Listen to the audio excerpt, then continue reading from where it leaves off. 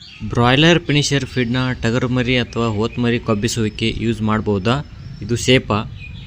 ಇದು ನಿಜವಾಗ್ಲೂ ತೂಕ ಹೆಚ್ಚು ಮಾಡಲಿಕ್ಕೆ ಸಹಾಯ ಮಾಡುತ್ತಾ?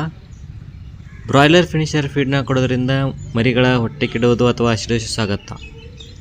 ಇದರಲ್ಲಿ ದನಗಳ ಬೈ ಪ್ರಾಡಕ್ಟ್ ಇದೆಯಾ? ಇದನ್ನು ಕೊಡೋದ್ರಿಂದ ಕಿಡ್ನಿ ಸ್ಟೋನ್ ಆಗುತ್ತಾ? ಎನ್ನ ಆತ್ಮೀಯ ಪಶುಪಾಲಕರಿಗೆ ಹಾಗೂ ಪ್ರಾಣಿ ಪ್ರಿಯರಿಗೆ ನಮಸ್ಕಾರ. ನಾವಿವತ್ತು ಬ್ರಾಯ್ಲರ್ ಫಿನಿಶರ್ ಫೀಡ್ನ ಟಗರು ಮರಿಗಳಿಗೆ ಮತ್ತು ಹೋತಗಳಿಗೆ ಕೊಡಬೇಕಾ ಕೊಡಬಾರ್ದಾ ಎನ್ನೋ ಪ್ರಶ್ನೆಗಳಿಗೆ ಉತ್ತರ ತಿಳಿದುಕೊಳ್ಳೋ ಸಣ್ಣ ಪ್ರಯತ್ನ ಮಾಡೋಣ. ಕೊಡೋದು ಸೇಫಾ ಅಂತ ಕೇಳಿದರೆ, ಇದು ನೀವು ಫೀಡ್ನ ಎಷ್ಟು ಪ್ರಮಾಣದಲ್ಲಿ ಮತ್ತು ಯಾವ ರೀತಿ ಕೊಡುತ್ತೀರಿ ಅನ್ನೋದರ ಮೇಲೆ ಡಿಪೆಂಡ್ ಆಗುತ್ತೆ. ಅತಿ ಆಸೆಗೆ ಬಿದ್ದು ಜಾಸ್ತಿ ಕೊಡಬಾರ್ದು ಮತ್ತು ಸ್ಟಾರ್ಟಿಂಗ್ ಕೊಡುವಾಗ ಸ್ವಲ್ಪ ಪ್ರಮಾಣದಲ್ಲಿ ಕೊಡಬೇಕಾಗತ್ತೆ. ಇದು ವೇಟ್ ಗೇನ್ ಜಾಸ್ತಿ ಮಾಡುತ್ತಾ ಅಂತ ಕೇಳಿದರೆ, ಹೌದು ಮಾಡುತ್ತೆ.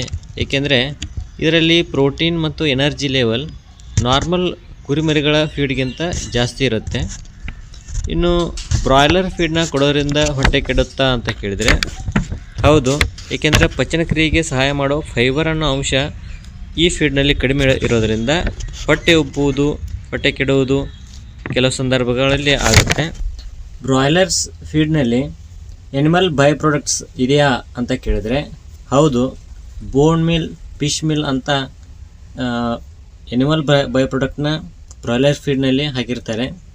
ಆದರೆ ಭಾರತದಲ್ಲಿ ಎನಿಮಲ್ ಬೈ ಪ್ರಾಡಕ್ಟ್ನ ರುಮಿನೆಂಟ್ಸ್ ಅಂದರೆ ಮೆಲುಕು ಚೀಲ ಇರುವ ಪ್ರಾಣಿಗಳಲ್ಲಿ ಯೂಸ್ ಮಾಡೋದು ಬ್ಯಾನ್ ಇದೆ.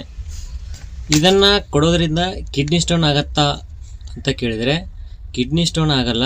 ಆದರೆ ಮೂತ್ರನಾಳಗಳಲ್ಲಿ ಕಲ್ಲು ಶೇಖರಣೆಗೊಳ್ಳುವ ಸಾಧ್ಯತೆ ಇದೆ. ಏಕೆಂದರೆ ಕ್ಯಾಲ್ಸಿಯಂ ಫಾಸ್ಫರಸ್ಗಿಂತ ಕುರಿಗಳಿಗೆ ಜಾಸ್ತಿ ಬೇಕಾಗತ್ತೆ.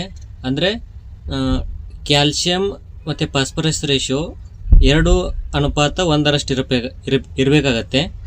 ಆದರೆ ಬ್ರಾಯ್ಲರ್ ಫೀಡ್ನಲ್ಲಿ ಇದು 1.1:1 ಇರುತ್ತೆ.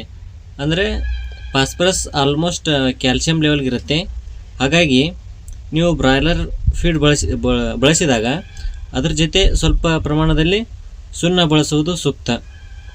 ಇದನ್ನು ಮರಿಗಳಿಗೆ ಕೊಡೋದು ಲಾಭಕಾರಿನಾ ಅಂತ ಕೇಳಿದರೆ, ಸರಿಯಾದ ಪ್ರಮಾಣದಲ್ಲಿ ಕೊಟ್ಟರೆ, ಅಂದರೆ 10 kg ಮರಿಗೆ 100 ಗ್ರಾಮ್ನಂತೆ ಕೊಟ್ಟರೆ ಲಾಭ. ಆದರೆ ಅತಿ ಆಸೆಗೆ ಬಿದ್ದು ಹೆಚ್ಚಿಗೆ ಕೊಟ್ಟರೆ ಅದನ್ನು ಬಾಡಿ ಯೂಸ್ ಮಾಡ್ಕೊಳ್ಳೋದಿಲ್ಲ, ಅದು ವೇಸ್ಟಾಗಿ ಹೊರಬರುತ್ತೆ.